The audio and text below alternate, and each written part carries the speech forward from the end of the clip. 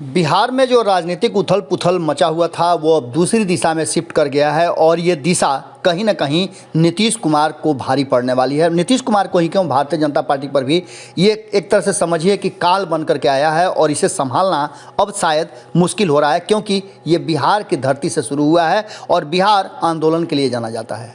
आपको याद होगा जेपी आंदोलन।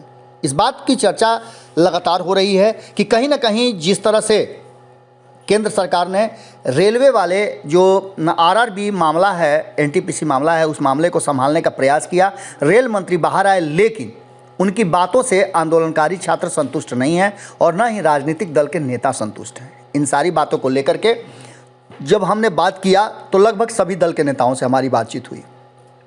कांग्रेस से हमने बात किया तो कांग्रेस का सीधा कहना था, राजेश राठौर ने स्पष्ट तरीके से हमें बताया कि किस तरह से जेपी आंदोलन ने कई नेताओं को जन्म दिया जो कि छात्र आंदोलन से होकर के निकला था और कांग्रेस की सरकार ध्वस्त करते हुए ये सारे नेता प्रकाश में आए और आज उस आंदोलन से निकले कई नेता बाहर हैं। अगर उस समय भी किसी तरह का कोई आंदोलन को करने वालों को सज़ा दी जाती या उनके प्रति किसी तरह की दुर्भावना होती तो आज ये कई राज्यों के मुख्यमंत्री नहीं होते, बड़े नेता नहीं होते। इन सारी बातों को लेकर के जहां दूसरी तरफ जदयू ने कहा है कि थोड़ा सा वेट एंड वॉच करना चाहिए, जब कमेटी बनी है तो कहीं ना कहीं केंद्र की सरकार और रेल मंत्री इस पर सही फैसला करेंगे, लेकिन छात्रों को इस पर जरा भी भरोसा नहीं है, क्योंकि ये कोई पहली बार नहीं हुआ है।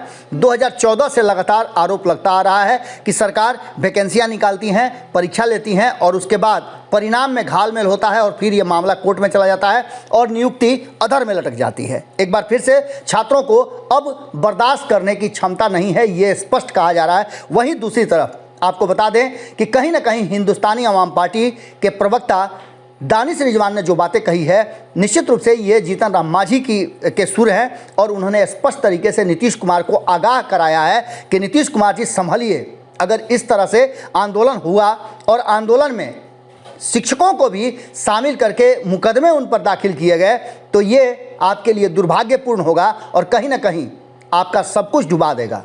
इस पूरे मामले पर जब हमारी बातचीत हुई तो दानिश रिजवान ने कहा कि वो इस पूरे मामले का कहीं ना कहीं राजनीतिकरण होने से बचना चाहते हैं और सरकारों को आगाह करना चाहते हैं कि छात्रों को आंदोलन जितना जल्दी हो सके शांत कराया जाए, उनके बातों को सुना जाए, वरना यह आंदोलन सब कुछ ले डूबेगा। क्या कुछ कहा है दानिश रिजवान ने, आप खुद सुन लीजिए। देखिए, संविधान में आंदोलन के नाम पर तोड़फोड़ और हिंसा की कोई जगह नहीं है। वैसे अब वक्त आ गया है जब केंद्र सरकार को राज्य सरकारों को बेरोजगार युवाओं के बारे में सोचना पड़ेगा, नहीं तो इससे भी भयानक स्थिति उत्पन्न हो सकती है।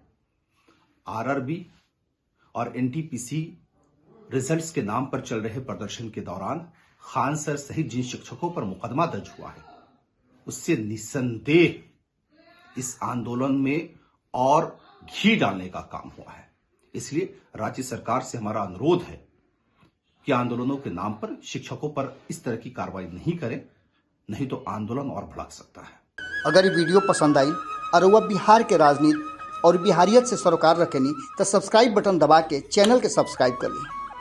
ओजे एगो घंटी बा, ओकरा बटन दबा देला से कुल सटीक और मारक खबर रुआ मुफ्त में मिल जाई।